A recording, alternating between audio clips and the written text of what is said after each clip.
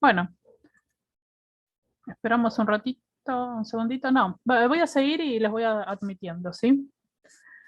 Bueno, ahora vamos a hablar de la terminología, que a partir de ahora espero que ustedes como mis hermosas alumnas empiecen a tener en cuenta cuando van a hablar, así lo utilizan con propiedad, ¿sí? Es muy importante que ustedes aprendan la terminología, igualmente, por lo general, uno se acostumbra, ¿sí? Por lo general uno se acostumbra a la terminología y quizás lo que ahora les parezca sumamente complejo, en unos, no sé, en unos meses les va a parecer tan cotidiano que no van a entender cómo no se daban cuenta, ¿sí? Algo que yo quiero comentarles ahora, que me olvidé decirles al comienzo, por favor que apaguen los micrófonos, ¿sí? Los que, por favor. Que no es que existe un normal, eso siempre lo trato de aclarar, no hay un normal de signos vitales, ¿sí? Si bien se dice normal, eso quiere decir que es el normal de la mayoría, pero si mucha gente tiene un normal distinto. Por ejemplo, yo tuve un paciente que era hipotérmico, quiere decir, era un pediátrico. Quería decir que él, por lo general, tenía entre 34 y 35 grados centígrados. Ese era su normal. Con 36 grados, para él estaba con fiebre y ha tenido convulsiones con 36,4. O sea que cada persona tiene su normal. Y suele pasar con la tensión arterial. Mi normal, vamos a hablar personal, algo personal mío, mi normal es de 9,6, 90 sobre 60. Cuando lo normal se dice por lo general entre 120 y 80. ¿Sí? Pero por eso cada uno, cuando ustedes conocen ya a los pacientes, ya saben más o menos cuál es el normal de esa persona. ¿Sí? ¿Viste? Considerando eso, seguimos adelante y vamos a comprender que la terminología que yo voy a utilizar es en líneas generales, ¿sí? Bueno, acá dice terminología de los valores de la temperatura y dice que la temperatura se mide en grados centígrados, por lo menos en nuestro país, ¿sí? Y vamos a decir que vamos a llamar normotermia a las personas y a los pacientes a los cuales le midamos entre 36 grados centígrados y 37,2 grados centígrados. Esto puede variar de bibliografía en bibliografía, o sea, pueden encontrar material que diga que entre 35,5 y 37,5, pero esto es lo que me dieron a mí para darles a ustedes y es válido, ¿sí? Entonces, si en el examen ustedes ven y le preguntan cuál es la normotermia, es entre 36 y 37,2, ¿sí? Cuando estamos hablando de una hipotermia, todo lo que sea hipo es para abajo, ¿sí? Estamos hablando de la hipotermia cuando estamos en una temperatura menor a 36 grados centígrados, ¿sí? Si uno mide en el hospital, muchas veces pasa eso, que son fríos, que no hay calefacción y todos los pacientes están con menos de 36 grados. Hay que abrigarlos mínimamente. Si no hay calefacción en los públicos, por lo general, si no hay calefacción, hay que abrigar los pacientes, ¿sí? Hay que abrigar a los pacientes. Luego está el paciente subfebril o con febrícula. Este es un grave error de las personas, ¿no? Las personas que no tienen el conocimiento científico.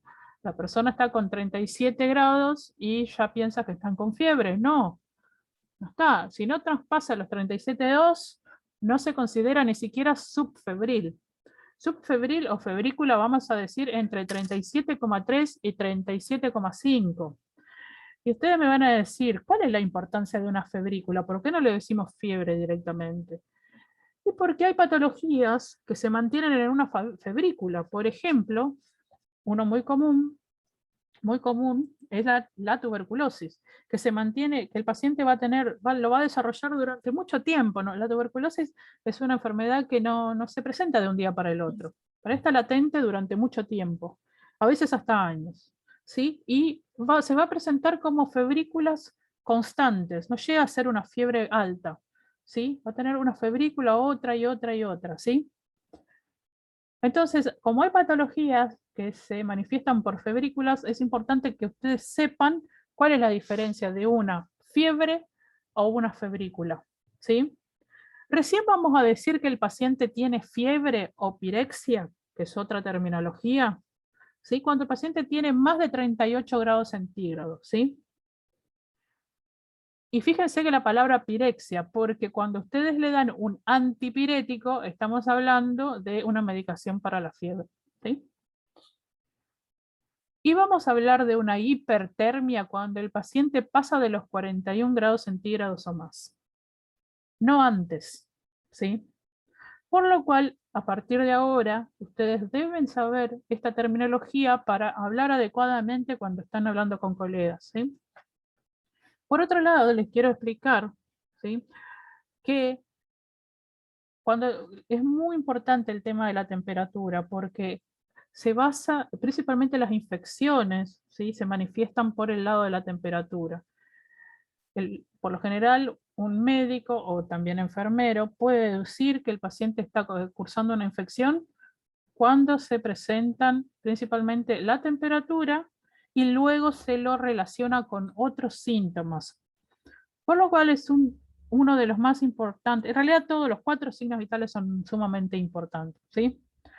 Otra cosa que quiero que ustedes sepan es que nosotros necesitamos como seres humanos mantener nuestra temperatura corporal justamente entre los 36, entre los 35,5 y 37,5 grados centígrados para que todas nuestras funciones vitales y las funciones...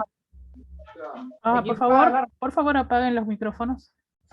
Nosotros necesitamos que nuestro cuerpo mantenga esa temperatura, ese equilibrio, para que las funciones, los procesos químicos que se dan en nuestro cuerpo constantemente se puedan realizar.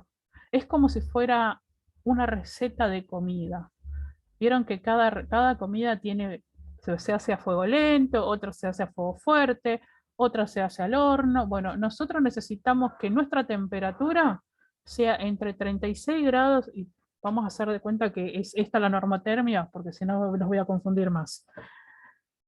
Nosotros necesitamos que nuestra sangre esté a 36 grados centígrados o hasta 37,2 para que funcione normalmente. Cuando se altera esto, nuestros procesos químicos también se alteran, ¿sí?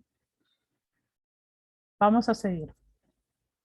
Otra cosa que quiero que sepan es que la fiebre es importante como factor de aviso, ¿sí? Eso nos indica que algo está pasando. Es como un método de defensa también, porque también ayuda a dilatar los vasos sanguíneos para que rápidamente los fagocitos, ¿se acuerdan? Los fagocitos o los glóbulos blancos, al expandirse los vasos sanguíneos con el calor de la temperatura, llegan más rápido al foco de infección. También para eso, pero bueno, esa es otra cosa y como siempre quiero agregar algo. Pero bueno, ahora les voy a decir otro tema que primero les voy a pedir cuando hagan el trabajo. Así que cuando les pidan el trabajo, cuál es el material y el equipo para medir la temperatura, ustedes van a decirme que van a tener una bandeja, un termómetro, la solución antiséptica, que puede ser, por lo general es alcohol al 70%, ¿sí? Pero también puede ser no sé, una clorexidina, una espuma de clorexidina, lo que el lugar a donde estén trabajando les proporciona, ¿sí? Algo para desinfectar. Algodón, una bolsa de papel, o si no, también ustedes mismos pueden fabricar como un recipiente de papel, que si puedo después les voy a enseñar cómo se hace. La libreta, que se los va a proporcionar la mejor profesora de la Tierra, y luego un lápiz o una lapicera. A ver, ustedes, igual esta bandeja es la que encontré que más me gustó, digamos. Ustedes cuando van a preparar la bandeja no van a preparar por lo general solamente para ir a medirle la temperatura, van a prepararle una bandeja completa, ¿sí? Salvo que tengan que medirle la temperatura a un paciente que le están, ¿cómo se llama? Que ingresó con una fiebre o algo, o con una hipotermia, y le van a tener que medir simplemente ¿cómo se llama? La temperatura por una razón X, ¿no? Pero por lo general cuando ustedes están en una guardia de piso o cuando ustedes están trabajando en un domicilio, un geriátrico, donde sea, van a ir a medir todos los signos vitales juntos. Entonces, primero y principal, ustedes tienen que hacerse el higiene de manos, el lavado de manos correcto.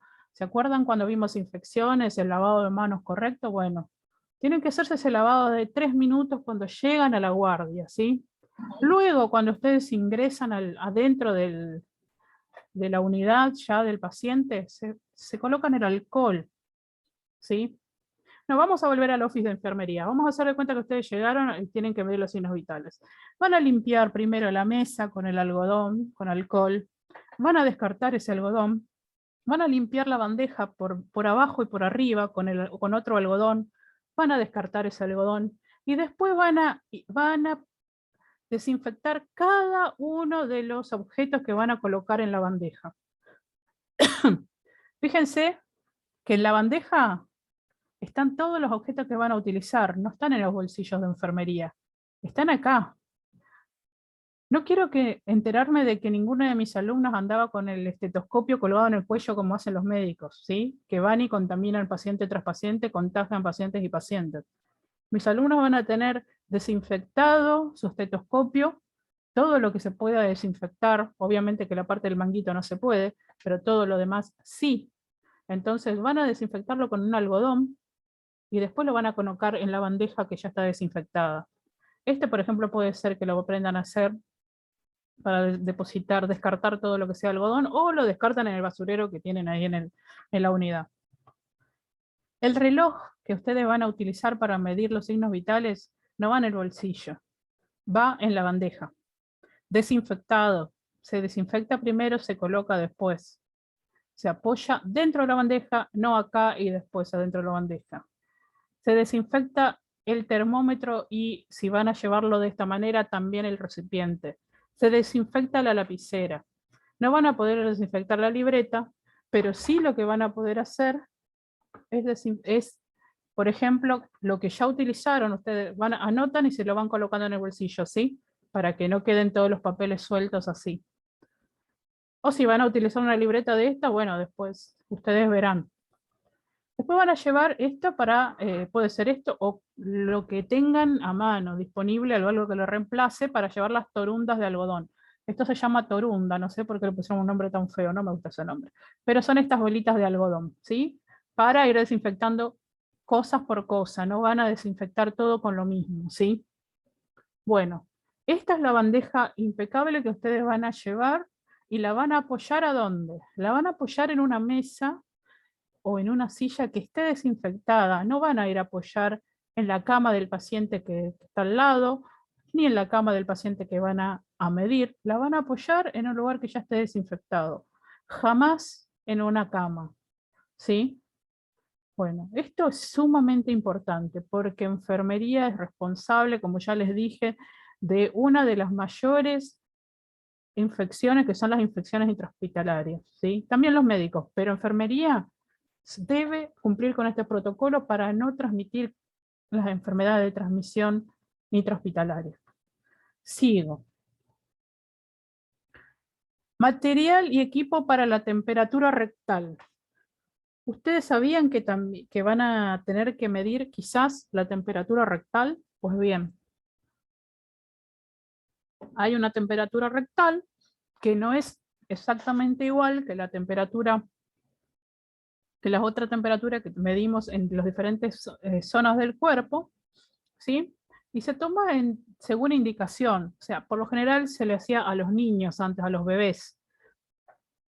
Depende ya de la indicación de por qué le pidan, le indiquen la temperatura rectal.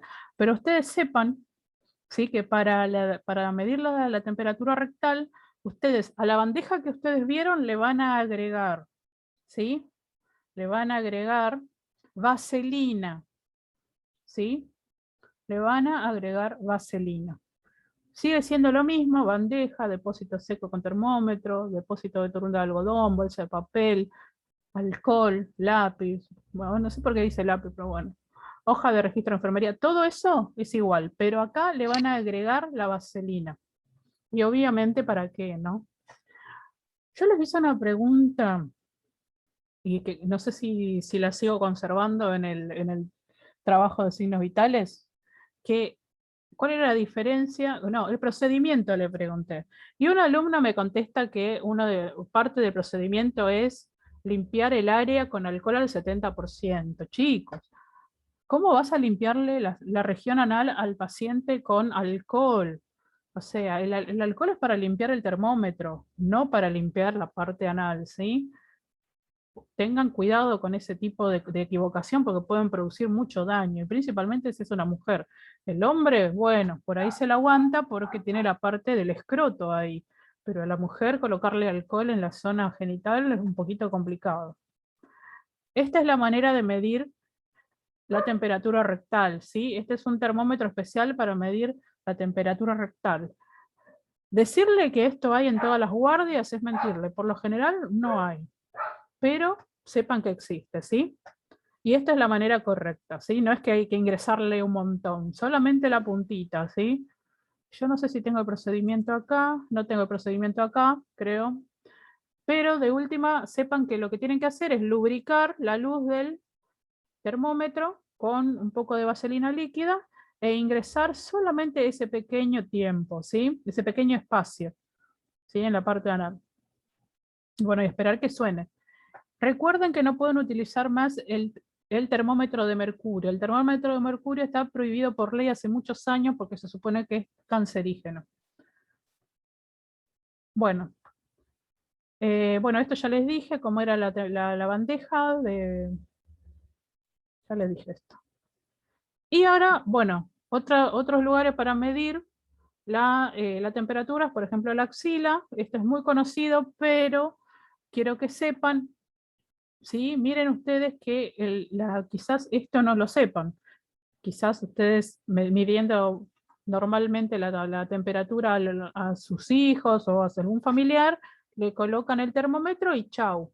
No, ustedes tienen que asegurarse de que el termómetro esté bien ajustado, ¿sí? Y que esté colocado de manera adecuada, y en los niños hay que cruzarle, o también en los adultos que no puedan sostener su brazo, ustedes tienen que pedirle que coloque su mano sobre el hombro que está en contra, o sea, sí, de esta manera, para medirle la temperatura. Otros lugares donde podemos medir la temperatura es, por ejemplo, la boca. A ver, perdón. La boca, que yo no lo recomiendo, más ahora en tiempo de pandemia, pero a mí nunca me gustó el hecho de medir la temperatura en la boca, pero si lo llegan a hacer o lo tienen que hacer por alguna razón especial, el termómetro tiene que estar bajo la lengua, ¿sí? No en la boca en sí, bajo la lengua. La timpanal, que la usan mucho los pediatras, pero eso tienen que tener este aparatito que es carísimo, así que no creo que bueno, si se quieren comprar el que tenga plata y quiera hacerlo, pero no, es difícil. Perdón. En los pliegues inguinales, por ejemplo, acá, ¿sí? Siempre tienen que tener en cuenta de que el termómetro tiene que estar tocando la piel. Acá parece que no lo está haciendo. Tiene que estar tocando la piel y tiene que estar bien adherido a la piel y bien ajustado. Y con otros termómetros, como ahora se está utilizando con el sensor en cualquier lugar de la piel, ¿sí? Pero yo no confío en estos termómetros. No, realmente no los confío, porque si se termina la batería y no está a la distancia correcta, se han medido muy mal las temperaturas. Cada vez que digo eso, me comentan alguna anécdota. Pero bueno. Bueno, acá, y esto también es una de las preguntas, perdón, no sé por qué se me sube esto, en realidad se me bajó.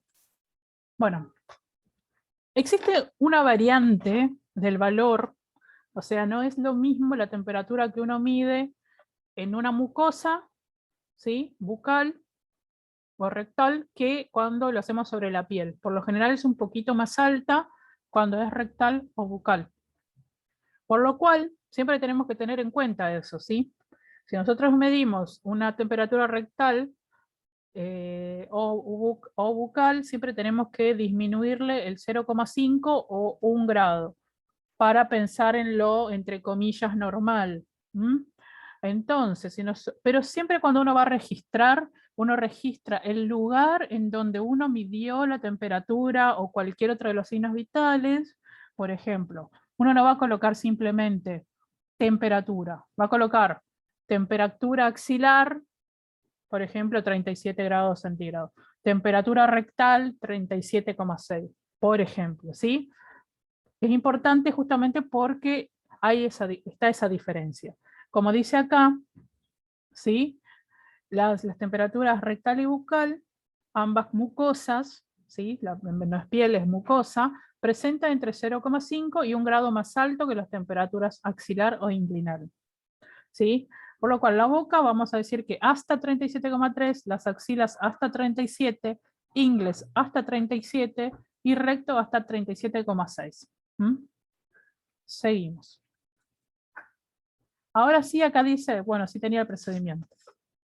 Acá está el procedimiento para medir la temperatura axilar y rectal, las dos, ¿sí? Y esto presten atención porque es acá donde yo digo, una cosa es creer que sé, otra cosa es saber. Y una de las cosas que seguramente que no, nadie lo hace es secar la región axilar con un algodón antes de medir la temperatura axilar. ¿Y por qué voy a hacer eso? Porque hay pacientes que transpiran y que tienen ahí, no solamente que está sucio, por el olor a chivo, vamos a decir así, sino que también esa humedad puede interferir en la medición correcta de la temperatura. Por lo cual hay que secar con un algodón. Secar, no frotar, porque si frotamos, damos calor. Entonces, uno seca la axila. A ver, antes que todo esto les quiero aclarar. No es que uno entra con la bandeja, hola, y le voy a meter el termómetro. Uno entra, se presenta, hola, soy la enfermera Celeste, le voy a medir los signos vitales, cómo está, le voy a tomar la temperatura, saco a toda la familia de adentro de la habitación, lo cierro, si hay otro paciente, si no le molesta, no importa, pero si no, siempre teniendo en cuenta la privacidad del paciente. Y si le vamos a tomar a rectal y hay otro paciente, vamos a poner un biombo. Y si no hay biombo, le vamos a decir al paciente que se dé vuelta, ¿sí? Tengan en cuenta siempre, siempre, siempre que el otro es un ser humano, ¿sí? Y sacamos a los pacientes, a los familiares, porque los familiares empiezan a preguntar cosas, no, nos molestan, son recargosos. Es así. Y a veces alteran al paciente también. Bueno, luego hay que limpiar el termómetro con algodón embebido en alcohol al 70%. Recuerden que el alcohol tiene que estar al 70%. Los alcoholes por lo general vienen al 96%, hay que agregarle un poquito de agua, ¿sí? Para que quede más o menos al 70%, porque si no, no funciona. El alcohol puro quema, no mata, no desinfecta. Y eso lo van a ver en la clase de bioseguridad de asepsia, ¿sí? Después van a Claro, colocar... como la lavandina que hablábamos. Como la lavandina. Después van a colocar el bulbo del termómetro en el hueco de la axila, por ejemplo, si van a tomar la axilar, van a ubicar los brazos sobre el pecho y si se pudiera hasta el hombro, como les dije recién, ¿sí? Después van a mantener el termómetro entre 3 o 5 minutos o hasta escuchar la alarma. Luego se retira, se lee la temperatura, se limpia el termómetro con un algodón embebido en alcohol otra vez y se registra. Fíjense que dice que primero se limpia el termómetro y después se registra. No apoyo el termómetro sucio que saqué de la axila en mi bandeja limpia. Lo desinfecto y luego lo apoyo. Y se desinfecta entero el termómetro, no solamente la puntita, porque todo está contaminado. Porque en los videos que me habían mandado algunas de las compañeras de las otras divisiones, por ejemplo, uno de los errores fue ese, ¿sí? Desinfectárselo a la punta del termómetro. No, porque todo está en contacto con el paciente. ¿Cuál es la diferencia con la temperatura rectal? Principalmente la intimidad y el pudor del paciente. Hablar con el paciente que se le va a medir de esa manera, si fuera posible, ¿no? Hay que colocarse guantes descartables, ¿sí? Van a secar la región o si es necesario limpiarla antes con un algodón, ¿sí? Si es necesario higienizar, se higieniza, pero si no, la van a secar. Luego van a limpiar el termómetro con el alcohol, pero van a esperar que se seque. No le van a ingresar ese termómetro embebido en alcohol. Luego van a lubricar el brillo del termómetro con la vaselina líquida. Si hay en pasta, da lo mismo, la vaselina que tengan a mano. Y van a colocar el paciente en posición de Sims. Ustedes después busquen lo que es posición de Sims, ¿sí? Si quieren. Después van a visualizar el esfínter anal, o sea, la zona anal, y van a introducir el termómetro suavemente, ¿sí? Pónganse en el lugar del paciente. Van a mantener el termómetro durante 3 minutos o 5 o hasta que escuchan la alarma, el alarma. Después luego van a retirar el termómetro, van a limpiar la región, van a limpiar el termómetro, ahí no lo coloqué me parece. No, sí, coloqué después, pero primero van a limpiar, esto está al revés. Primero van a limpiar el termómetro con el antiséptico, lo van a secar bien. Si tienen un vasito, lo colocan ahí apartado, no lo van a colocar con las demás cosas. Y después van a leer la temperatura y anotar, ¿sí? Y van a limpiar, obviamente, muy bien ese termómetro luego de utilizarlo. Bueno, vamos a pasar.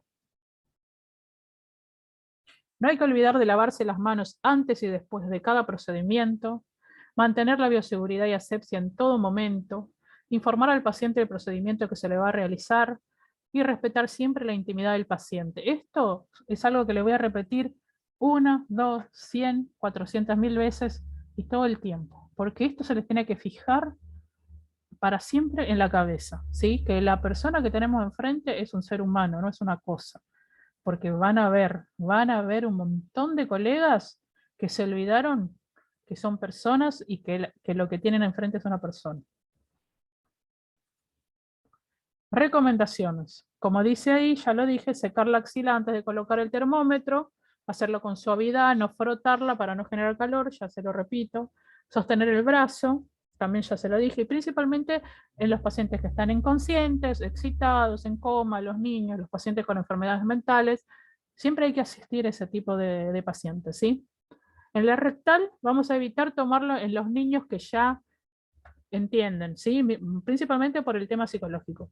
¿Sí? Y en adultos también pueden producir alteraciones de ritmo cardíaco por estimulación vagal. Esto de estimulación vagal es porque nosotros tenemos un nervio que se llama nervio vagal que controla el intestino, que va directo al cerebro. Así que a veces los nervios pueden ser que el paciente se sienta demasiado incómodo y puede haber una estimulación. Y bueno, si ven que pasa algo, ustedes no se lo hacen y listo. Se lo hacen de otra manera. Evite tomarle de esta manera a personas operadas del recto, de próstata, fístulas, hemorroides o que estén cursando diarreas. Por lo lógico, ¿no? Ojo, esta es una pregunta que yo hago también en este trabajo. Sin embargo, muchos no me lo supieron contestar. O sea, es lógico, esto es lógico. Así que igual les voy a pasar el PDF, como siempre. Patologías. Estas son las patologías que vamos a asimilar con el tema de la temperatura corporal, ¿sí? Hay síndromes que son hipertérmicos, o sea, cuando los pacientes tienen la temperatura más que alta, ¿sí? Hipertérmicos. Hay varios tipos. Hay síndromes menores, por ejemplo, el exantema por calor, los calambres por calor y el síncope por calor. Una de las tareas va a ser en buscar estas terminologías. Así que no se las voy a explicar ahora para que ustedes puedan buscarlas. Y hay otras que son mayores, por ejemplo, el golpe de calor, la hipertermia maligna y el síndrome neuroléptico maligno, ¿sí? Después están las patologías por descenso de la temperatura. Por ejemplo, la hipotermia, puede ser accidental, también está la hipotermia crónica, pero no se las voy a pedir. La congelación y hay procesos menores, ¿sí? La hipotermia, por ejemplo, les voy a comentar así, porque eso no se los voy a pedir. Por ejemplo, si vieron esa película tan vieja ya, El día después de mañana, que se congela todo rápidamente y que hay uno de los muchachos que llega todo mojado y uno de los que están ahí, no me acuerdo si era un hombre o una chica, lo abraza, tiene que estar desnudo, cuerpo a cuerpo. Claro, y le da cuerpo, Claro, claro, le da calor con el cuerpo. sí, tiene que ser con el cuerpo, porque uno no lo puede calentar de golpe porque si no, le puede producir un paro cardíaco, ¿sí? No tengo mucho tiempo, así que no me voy a detener en esas en esas anécdotas, porque estamos bastante apretados. Los objetivos de enfermería, ¿sí?, con respecto a la temperatura, es determinar el estado de salud del paciente en relación a los valores obtenidos a la temperatura corporal. Reconocer factores que afectan a la temperatura corporal y asociarlas con el ciclo vital del individuo, por ejemplo, si es un niño, si es un adulto mayor, etc. Diferenciar los tipos de temperatura corporal y relacionarlos con los datos valorados. O sea, esto si quieren lo leen y van entendiendo a qué me estoy refiriendo. En cualquier momento se va a cortar otra vez. Cuidado de enfermería en paciente con fiebre. Con fiebre. Paño de agua tibia o fría. También hoy día están los geles que se colocan en la heladera. ¿Sí? Esos se colocan en lugares estratégicos, en la frente, en la nuca, en las ingles, bajo las axilas. ¿Sí? Esos son los lugares a donde se colocan esos paños. Administrar medicamentos antipiréticos. ¿Sí? Ya les dije, son para bajar la fiebre, antipiréticos. Hidratar al paciente siempre, porque la fiebre siempre hace que perdamos de alguna manera nos hace perder líquido, ¿sí? El control de la temperatura, obviamente. Desabrigar si está con fiebre. Administración de fármacos según la indicación médica, por ejemplo la dipirona, la famosa novalgina. Y si es necesario, administrar un suero para rehidratar. Cuidados del paciente con hipotermia, baja, ¿no? Ah, acá justamente tenía el detalle, no me acordaba. Calentar el paciente usando el calor generado por su propio cuerpo, como lo dije, ¿sí? Evitar el uso de técnicas que produzcan un rápido calentamiento externo, como mantas eléctricas, botellas de agua caliente o inmersión en agua caliente, ¿sí? Porque el calentamiento externo produce una rápida vasodilatación, o sea que, ¿se acuerdan que dije así? La fiebre hace que se abran los vasos sanguíneos para que corra más rápido la sangre y lleguen las defensas más rápido al sitio. Bueno, en este caso, lo que va a ocurrir es que esa sangre fría se va a desviar al corazón y la temperatura va a bajar 1 o 5 grados más, ¿sí? Entonces ahí va a empezar a fibrilar el corazón y va a haber un paro cardíaco. Parece complejo, pero bueno, es complejo en realidad, no es que parece, es complejo. Así que sepan que eso puede pasar, no lo hagan. Ofrezcan bebidas calientes, eso sí puede hacer, hay que abrigarlos con mantas, pero no eléctricas, ¿sí? Podemos colocarle una gorra, medias, guantes, que son los lugares a donde más pierden calor. Verificamos que las ropas estén secas, ¿sí? Y obviamente el control de la temperatura. Bien. No sé, voy a frenar acá y vamos a volver a entrar un ratito más para empezar con respiración y esta parte es más corta. Así que dejo de compartir ahora mismo, finalizo y vuelven a entrar, chicas, porque esto es re importante, ¿sí? Y tenemos media horita más.